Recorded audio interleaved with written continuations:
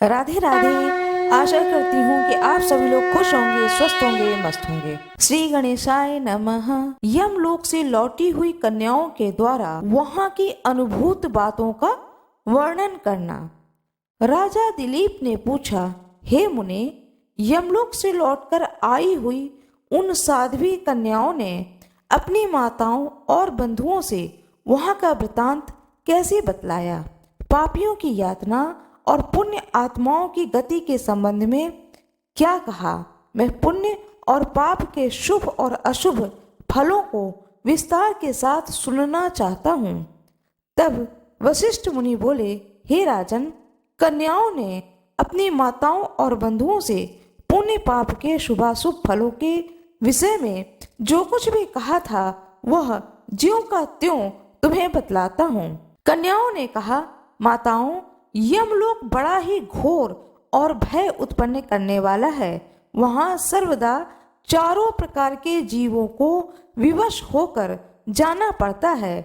गर्भ में रहने वाले अथवा जन्म लेने वाले शिशु, बालक, तरुण, अधेड़, बूढ़े, स्त्री, पुरुष और सभी नपुंसक, सभी तरह के जीवों को वहाँ जाना होता है। वहाँ चित्रगुप्त आदि समदर्शी एवं मध्यस्थ सत्पुरुष मिलकर देहधारियों के शुभ और अशुभ फल का विचार करते हैं। इस लोक में जो शुभ कर्म करने वाले कोमल हृदय तथा दयालु पुरुष हैं, वे सौम्य मार्ग से यमलोक में जाते हैं। नाना प्रकार के दान और व्रतों में संलग्न रहने वाले स्त्री पुरुषों से सूर्य नंदन यम की नगरी भरी है। माघ स्नान करने वाले लोग वहाँ विशेष रूप से शोभित होते हैं। धर्मराज उनका अधिक सम्मान करते हैं। वहाँ उनके लिए सब प्रकार की भोजन सामग्री सुलभ होती है। माघ स्नान में मन लगाने वाले लोगों के सैकड़ों हजारों विचित्र विचित्र विमान वहाँ शोभा पाते हैं। इन पुण्य आत्मा जीवों को विमान पर बैठाकर आते देख सूर्य नंदन यम अपने आसन से उठकर खड़े हो जाते हैं और अपने पार्षदों के साथ जाकर उन सब की आगवानी करते हैं। फिर स्वागत पूर्वक आसन दे पाद्य अर्ध आदि निवेदन कर प्रिय वचनों में कहते हैं, आप लोग अपने आत्मा का कल्याण करने वाले महात्मा हैं, अतएव धन्य हैं, क्योंकि आपने दिव्य सुख की प्राप्ति के लिए पुण्यों का उपार्जन किया है। अतः आप इस विमान पर बैठकर स्वर्ग को जाइए। स्वर्ग लोग की कहीं तुलना नहीं होती है। वह सब प्रकार के दिव्य भोगों से परिपूर्ण है। इस प्रकार उनकी अनुमति से पुण्य आत्मा पुरुष स्वर्ग लोक में जाते हैं। माताओं तथा बंधुजन, अब हम वहाँ के पापी जीवों के कष्ट का वर्णन करते हैं। आप सब लोग धैर्य धारण करके सुने। जो क्रूरता पूर्ण कर्म करने वाले और दान न देने वाले पापी जीव हैं, वे वहाँ यमराज के घर में अत्यंत भयंकर दक्षिण मार्ग से जाते हैं। यमराज का नगर अनेक रूपों में स्थित है। उनका विस्तार चारों ओर से 86,000 योजन समझना चाहिए। पुण्य कर्म करने वाले पुरुषों को वह बहुत निकट सा जान पड़ता है, किंतु भयंकर मार्ग से जाने वाले पापी जीवों के लिए यह अत्यंत दूर है। वह मार्ग कहीं तो तीखे कांटों से भरा होता है और कहीं रेत एवं कंकड़ों से, कहीं पत्थरों के ऐसे टुकड़े बिछे होते हैं जिनका किनारा छुरों की धार के समान तीखा होता है। कहीं बहुत दूर तक कीचड़ ही कीचड़ भरा रहता है, कहीं घातक अंकुर उगे होते हैं और कहीं कहीं लोहे की सुई के समान नुकीले कुशों से सारा मार्ग ढका होता है। इतना ही नहीं, कहीं कहीं बीच रास्ते में वृक्षों से भरे हुए पर्वत होते हैं जो किनारे पर भारी जल प्रपात के कारण अत्यंत दुर्गम जान पड़ते हैं। कहीं रास्ते पर दहकते हुए अंगारे बिछे रहते हैं। ऐसे मार्ग से पापी जीवों को दुखित होकर जाना पड़ता है। कहीं ऊंचे नीचे गड्ढे, कहीं फिसला देने वाले चिकने ढेले, कहीं खूब तपी हुई बालू और कहीं तीखी कीलों से वह मार्ग व्याप्त रहता है। कहीं कहीं अनेक शाखाओं में फैले हुए सैकड़ों वन और दुखदाई अंधकार हैं, जहाँ कोई सहारा देने वाला नहीं रहता है। कहीं तपे हुए लोहे के कांटेदार वृक्ष, कहीं दावानल, कहीं तपी हुई शिला और कहीं हिम से वह मार्ग आच्छादित रहता है। कहीं ऐसी बालू भरी रहती है जिसमें चलने वाला जीव कंटक तक धंस जाता है और बालू कान के आसपास आ जाती है। वहीं गर्म जल और कहीं कंडों की आग से यमलोक का मार्ग व्याप्त रहता है। कहीं धूप मिलती है और प्रचंड वायु का बवंडर उठता है और कहीं बड़े बड़े पत्थरों की वर्षा होती है। उन सब की पीड़ा सहते हुए पापी जीव यमलोक में जाते हैं। रेत के भारी वृष्टि से भरा अंक भर जाने के बाद पापी जीव रोते हैं। महान मेघों की भयंकर गर्जना से वे बारंबार थर्रा उठते हैं। कहीं तीखे अस्त्र शस्त्रों की वर्षा होती है जिससे उनके सारे शरीर में घाव हो जाते हैं। तत्पश्चात उनके ऊपर नमक मिले हुए पानी की मोटी धाराएं बरसाई जाती हैं। इस प्रकार कष्ट सहन करते हुए उन्हें जाना पड़ता है। कहीं अत्यंत ठंडी, कहीं रूखी और कहीं कठोर वायु का सब ओर से आघात सहते हुए पापी जीव सूखते और रोते हैं। इस प्रकार वह मार्ग बड़ा ही भयंकर है। वहाँ राह खर्च नहीं मिलता है, कोई सहारा देने वाला नहीं रहता है। वह सब ओर से दुर्गम और निर्जन है। वहाँ और कोई मार्ग आकर नहीं मिलता है। वह बड़ा ही आश्रय रहित होता है। वहाँ अंधकार ही अंधकार भरा रहता है। वह महान कष्टप्रद और सब प्रकार के दुखों का आश्रय है। ऐसे ही मार्ग से यम की आज्ञा का पालन करने वाले अत्यंत भयंकर यमदूतों द्वारा समस्त पाप परायण मूढ़ जीव बलपूर्वक लाए जाते हैं। वे एकाकी, पराधीन तथा मित्र और बंधु बांधवों से रहित होते हैं। अपने कर्मों के लिए बारंबार शोक करते और रोते हैं। उनका आकार प्रेत जैसा होता है। उनके शरीर पर वस्त्र नहीं होता है। कंठ, ओठ और तालु सूखे होते हैं। वे शरीर से दुर्बल और भयभीत होते हैं तथा क्षुधा की आग से जलते रहते हैं। बल उन्मत्त यमदूत किन्हीं किन्हीं पापी मनुष्यों को चित्त सुला करके उनके पैरों में सांकल बांध देते हैं और उन्हें घसीटते हुए खींचते हैं। कितने ही दूसरे जीव ललाट में अंकुश चुभाए जाने के कारण क्लेश को भोगते हैं। कितनों की बाहें पीठ की ओर घुमाकर बांध दी जाती हैं। उनके हाथ में कील ठोक दी जाती है। साथ ही पैरों में बेड़ी भी पड़ी होती है।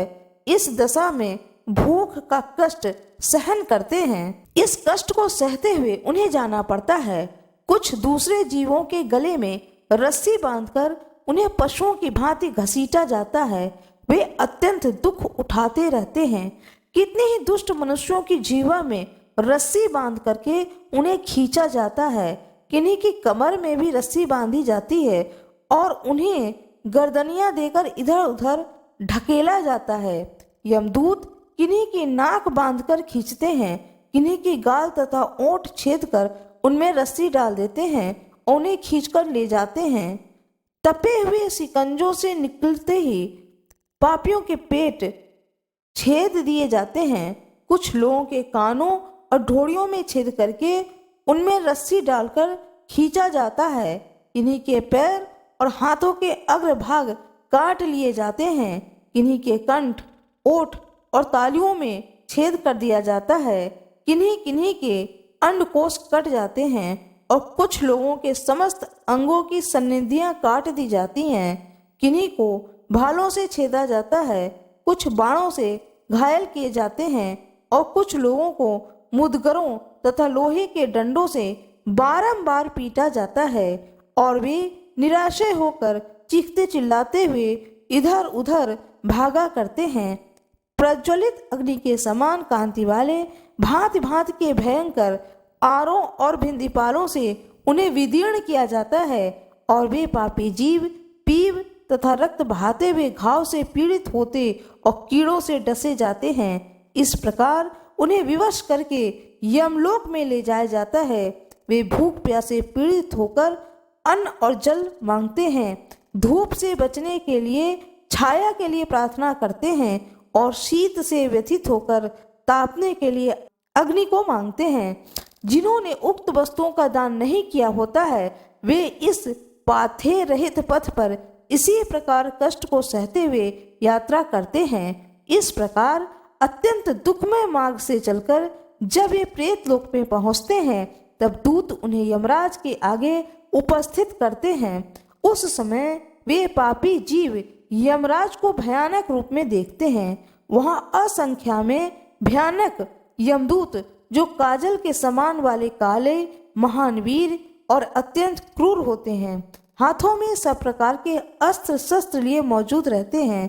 ऐसे ही परिवार के साथ बैठे हुए यमराज तथा चित्रगुप्त को पापी जीव अत्यंत भयंकर रूप में देखते हैं।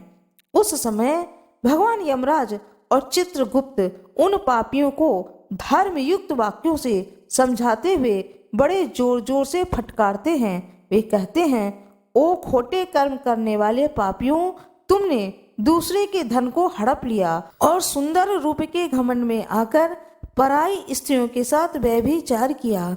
मनुष्य अपने आप जो कुछ कर्म करता है उसे स्वयं ही भोगता है, फिर तुमने अपने ही भोगने के लिए पाप कर्म क्यों किया और अब अपने कर्मों की आग में जलकर इस समय तुम लोग संतप्त क्यों हो रहे हो? भोगो अपने उन कर्मों को, इसमें दूसरे किसी का दोष नहीं है। ये राजा लोग भी अपने भयंकर कर्मों से प्रेरित हो मेरे पास आए हैं। इन्हें अपनी खोटी बुद्धि और बल का बड़ा ही घमंड था। अरे वो दुराचारी राजाओं, तुम लोग प्रजा का सर्वनाश करने वाले हो। अरे थोड़े समय रहने वाले राज्य के लिए तुमने पाप क्यों किया? राज्य के लोभ में पड़कर मोहवश बलपूर्वक अन्याय से जो तुमने प्रजाजनों को दंड दिया है, इस समय उसका फल भोगो। कहाँ है वह राज्य और कहाँ गई वह रानी जिसके लिए तुमने पाप कर्म किया था? अब तो सबको छोड़कर तुम अकेले ही यहाँ खड़े हो। यहाँ यह बल नहीं दिखाई देता है जिसने तुमने प्रजाओं का विध्वंस किया। इस समय यमदूतों की मार पड़ने पर कैसा लग रहा है? इस तरह से नाना प्रकार के वचनों द्वारा यमराज के उल्लाहना देने पर वे राजा अपने अपने कर्मों को सोचते हुए चुपचाप खड़े रह जाते हैं। इस प्रकार राजाओं से धर्म की बात कहकर धर्मराज उनके पापंक की शुद्धि के लिए अपने दूतों से इस प्रकार कहते हैं, ओ चंड, ओ महाचंड, तुम इन राजाओं को पकड़कर ले आओ और क्रमशः नरक की आग में डालकर इन्हें पापों से शुद्ध करो। तब ये दूत शीघ्र ही उठकर राजाओं के पैर पकड़ लेते हैं और उन्हें बड़े वेग से आकाश में घुमाकर ऊपर फेंकते हैं। तत्पश्चात उन्हें पूरा बल लगाकर तपाई हुई शिला पर बड़े वेग से पटकते हैं, मानो किसी महान वृक्ष पर वज्र से प्रहार करते हों। शिला पर गिरने से उनका शरीर चूर चूर हो जाता है, रक्त के स्रोत बहने लगते हैं, जीव अचेत एवं निश्चेष्ट हो जाता है। तदंतर वायु का स्पर्श होने पर वह धीरे धीरे फिर सांस लेने लगता है। उसके पाप की शुद्धि के लिए उसे नरक के समुद्र में डाल दिया जाता है। इस पृथ्वी के नीचे नरक की 28 कोटियां हैं। वे 7वें तल के अंत में भयंकर अंधकार के भीतर स्थित हैं। उनमें पहली कोटि का नाम घोरा है, उसके नीचे सुघोरा की स्थिति है, तीसरी अति घोरा है, चौथी महाघोरा है और 5वीं कोटि घोर रूपा है। छठी का नाम तरल तारा है, 7वीं का नाम भयानक है, 8वीं का नाम कालरात्रि है और 9वीं का नाम भयोत्कटा है। उसके नीचे 10वीं कोटि चंडा है और उसके नीचे भी महाचंडा है और 12वीं का नाम चंड कोला हला है। उसके बाद प्रचंडा है, नर नायिका, कराला, विकराला और वज्रा है। 3 अन्य नरकों के साथ वज्रा की 20वीं संख्या है। इनके सिवा त्रिकोणा, पंचकोणा, सुदीर्घा, परिवर्तुला, सप्तभौमा, अष्टभौमा, दीप्ता और माया, ये 8 और हैं। इस प्रकार नरक की कुल 28 कोटियां बताई गई हैं। उपयुक्त कोटियों में से प्रत्येक 5-5 नायक हैं। उनके नाम सुनो। उनमें पहला रौरव है, जहाँ देहधारी जीव रोते हैं। दूसरा महारौरव है, जिसकी पीड़ाओं से बड़े जीव भी रो देते हैं। तीसरा तम, चौथा शीप, 5वां उष्ण है। ये प्रथम कोटि 5 नायक माने गए हैं। इनके सिवा सुघोर, सुतम, तीक्ष्ण, पदम, संजीवन, सठ, महामाय, अतिलोभ, सुभीम, इस प्रकार से अनेक नरक हैं। यह अबीची अंतिम नाम का नरक है। इस प्रकार ये क्रमशः 5-5 के 28 समुदाय माने गए हैं। एक एक समुदाय एक एक कोटि का नायक है। रौरव से लेकर के अबीची तक कुल 140 नरक माने गए हैं। इन सब में पापी मनुष्य अपने अपने कर्मों के अनुसार डाले जाते हैं और जब तक भांति भांति की यातनाओं द्वारा उनके कर्मों का भोग समाप्त नहीं हो जाता, तब तक वे उसी में पड़े रहते हैं। जैसे सुवर्ण आदि धातु जब तक उनकी मैल न जल जाए तब तक आग में तपाए जाते हैं, उसी प्रकार पापी पुरुष पाप क्षय होने तक नरकों की आग में शुद्ध किए जाते हैं। इस प्रकार क्लेश सहकर जब ये प्राय शुद्ध हो जाते हैं, तब शेष कर्मों के अनुसार पुनः इस पृथ्वी पर आकर जन्म ग्रहण करते हैं। तृण और झाड़ी आदि के भेद से नाना प्रकार के स्थावर होकर वहाँ के दुख भोगों के पश्चात पापी जीव कीड़ों की योनि में जन्म लेते हैं। फिर कीट योनि से निकलकर क्रमशः पक्षी होते हैं। पक्षी रूप से कष्ट भोगकर मृग योनि में उत्पन्न होते हैं और वहाँ के दुख को भोगकर अन्य पशु योनि में जन्म लेते हैं। फिर क्रमशः गो योनि में आकर मरने के पश्चात मनुष्य होते हैं। माताओं, हमने यमलोक में इतना ही देखा है। वहाँ पापी को बड़ी भयानक यातनाएं देती हैं। वहाँ ऐसी ऐसे नरक हैं जो न कभी देखे गए हैं और न कभी सुने ही गए हैं। हम सब लोग न तो जान सकते हैं और न देख ही सकते हैं। माताएं बोलती हैं, बस बस इतना ही बहुत हुआ, अब रहने दो। इन नरक यातनाओं को सुनकर हमारे सारे अंग शिथिल हो गए हैं, हृदय में भय छा गया है। बारंबार उनकी याद आ जाने से हमारा मन शुद्ध बुद्ध खो बैठता है। आंतरिक भय के उत्क्रेश से हम लोगों के शरीर में रोमांच हो आया है। कन्याओं ने कहा, माताओं, इस परम पवित्र भारतवर्ष में ही हमें जन्म मिला, यह अत्यंत दुर्लभ है। इसमें भी हजार हजार जन्म लेने के बाद पुण्य राशि के संचय से कदाचित कभी जीव मनुष्य योनि में जन्म पाता है, परंतु जो माघ स्नान में तत्पर रहने वाले हैं उनके लिए कुछ भी दुर्लभ नहीं है। उन्हें यहाँ ही परम मोक्ष मिल जाता है। पर्याप्त भोग सामग्री भी सुलभ होती है। भारतवर्ष को कर्म भूमि कहा जाता है, जहाँ अन्य जितनी भी निवास स्थान है मल आदि से भी अत्यंत दूषित रहता है। माताओं, फिर किस लिए इसे स्थिर समझकर तुम पाप करती हो? यह संसार निसार है और नाना प्रकार के दुखों से भरा है। इस पर विश्वास नहीं करना चाहिए, क्योंकि एक दिन तुम्हारा निश्चय ही नाश होने वाला है। बांधवों, तुम सब लोग सुनो, हम बिल्कुल सच्ची बात बता रहे हैं। शरीर का नाश बिल्कुल निकट है, अतः श्री जनार्दन का पूजा अवश्य करना चाहिए। सदा ही श्री विष्णु की आराधना करते रहो। यह मानव जीवन अत्यंत दुर्लभ है। बंधुओं, स्थावर आदि योनियों में अरबों खरबों बार भटकने के बाद किसी तरह मनुष्य का शरीर प्राप्त होता है। मनुष्य होने पर भी देवताओं के पूजन और दान में मन लगाना और भी कठिन है। माताओं, योग बुद्धि सबसे दुर्लभ है। जो दुर्लभ मनुष्य शरीर को पाकर सदा ही श्रीहरि का पूजन नहीं करता है, वह अपना विनाश स्वयं ही करता है। उससे बढ़ करके मूर्ख कौन होगा? तुम लोग दम्भ का आचरण छोड़कर चक्र सुदर्शनधारी भगवान श्री विष्णु की पूजा करो। हम लोग बारंबार भुजाएं उठाकर तुम्हारे हित की बात करते हैं। सर्वथा भक्ति पूर्वक भगवान विष्णु का पूजन करना चाहिए। मनुष्यों के साथ ईर्ष्या का भाव छोड़ देना चाहिए। सबके धारण करने वाली जगदीश्वर भगवान अच्युत की आराधना किए बिना संसार सागर में डूबे हुए तुम सब लोग कैसे पार पाओगे? माताओं, अधिक कहने की क्या आवश्यकता है। हमारी यह बात सुनो। जो प्रतिदिन तन्मय होकर भगवान गोविंद के गुणों का गान तथा नामों का संकीर्तन सुनते हैं, उन्हें वेदों से, तपस्या से, शास्त्रोक्त दक्षिण वाले यज्ञों से, पुत्र और स्त्रियों से, संसार के कृत्यों से तथा घर, खेत और बंधु बांधवों से क्या लेना देना।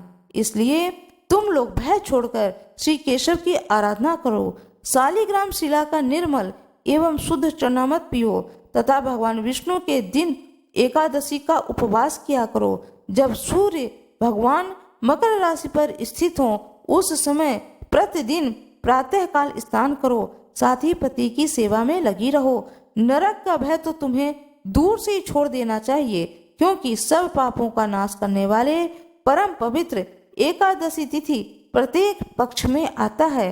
फिर तुम्हें नरक से क्यों भय हो रहा है। घर से बाहर जल में स्नान करने से पुण्य प्रदान करने वाला माघ मास भी प्रतिवर्ष आया करता है। फिर तुम्हें नरक के भय क्यों होता है। वशिष्ठ जी कहते हैं, हे राजन, वे कन्याएं अपनी माताओं से इस प्रकार कहकर पुनः माघ स्नान, उपवास आदि व्रत, धर्म तथा दान करने लग गईं। इस प्रकार से यह मैंने आप लोगों को कथा सुनाई है। इस पूरी कथा को आप लोग अवश्य ही सुनिएगा। इससे आपके जीवन में भी एक सुंदर प्रभाव पड़ेगा। सही बात है, इंसान को वो कर्म क्यों करना पड़े, वह कोई भी व्यक्ति हो वह कर्म क्यों करे जिस कर्म का फल स्वयं ही भोगना है। तो अच्छा ही कर्म क्यों न किया जाए। आशा करती हूँ कि आप लोगों को यह कथा अवश्य अच्छी लगी होगी। कृपया मेरे वीडियो को लाइक जरूर कर दीजिएगा, चैनल को सब्सक्राइब कर दीजिएगा, बेल आइकन दबा दीजिएगा। आप सभी लोगों का बहुत बहुत धन्यवाद।